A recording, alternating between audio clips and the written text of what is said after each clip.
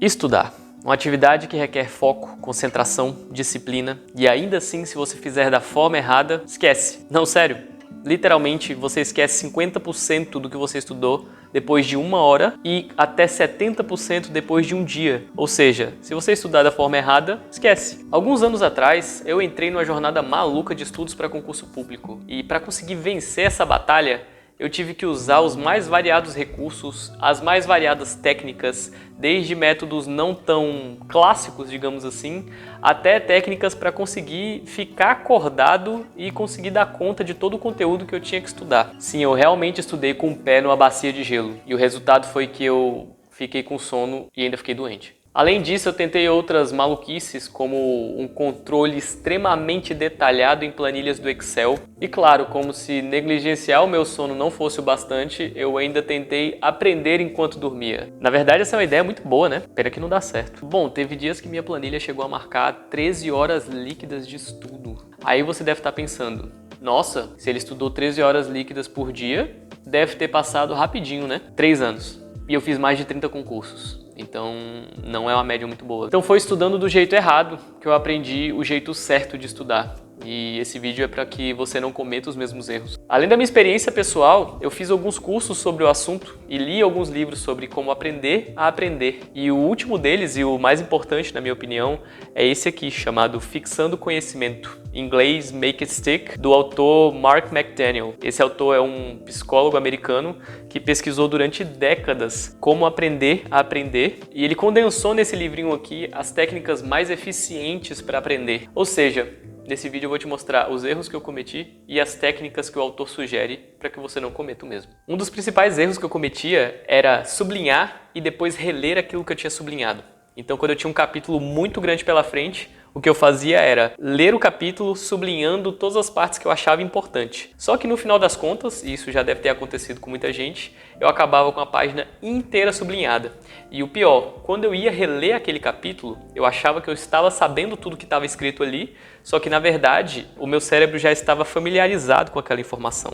Então eu tinha uma ilusão do conhecimento, achando que quando eu estava revisando e relendo aquele assunto, eu estava realmente estudando aquilo, quando na verdade o meu cérebro só estava apenas familiarizado, repetindo tudo aquilo que estava ali. Ao invés disso, o que o autor do livro sugere é a repetição espaçada com a recuperação ativa. E uma das formas mais comuns de realizar essa técnica é o sistema de Leitner. Leitner era um divulgador científico alemão e ele desenvolveu essa técnica para facilitar a memorização de alguns conceitos. A técnica consistia em quê? Separar em 5 caixas diferentes, sendo a primeira delas onde ele guardaria todo o conteúdo que ele queria aprender. Essa primeira caixa, ele iria revisar todos os dias. E na segunda caixa, ele iria revisar dia sim, dia não. Na terceira caixa, seria toda semana. Na quarta caixa, semana sim, semana não. E na última caixa, todo mês. Então, a partir do momento que ele lia aquela informação, aliás, que ele pegava um cartão daqueles, eles chamavam de flashcards. Então, ele colocava em cada cartão um conceito que ele queria aprender. E aí, quando ele pegava o cartão, se ele soubesse o que estava escrito ali, ele passava para a caixa seguinte.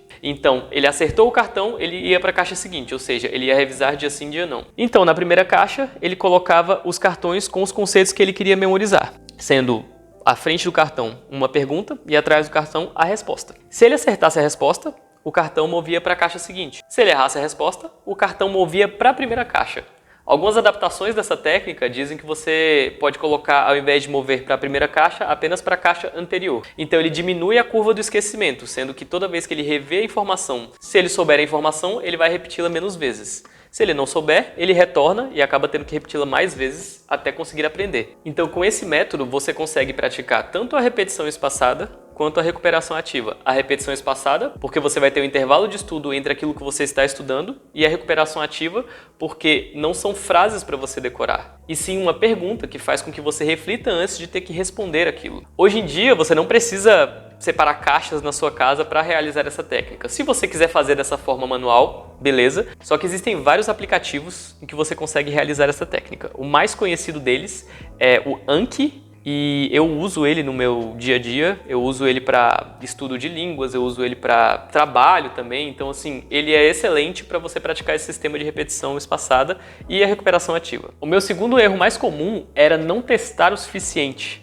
Eu até fazia um simulado ou outro, só que no final das contas eu achava que o tempo que eu gastava com isso seria muito melhor gasto se eu estivesse relendo aquilo que eu sublinhei, ou pior ainda, estudando mais coisas para poder dar conta do conteúdo. Ou seja, de novo, a ilusão do conhecimento. Eu achava que quanto mais coisa eu estudasse, mais coisa eu saberia, sendo que eu precisava revisar aquilo que eu estudei para não acabar esquecendo. Então talvez fosse um mecanismo de não fazer as questões porque eu tinha medo da verdade, e a verdade era que eu realmente não sabia aquilo que eu já tinha estudado. Mas a técnica que o autor sugere é exatamente o teste, ou seja, testar aquilo que você está estudando.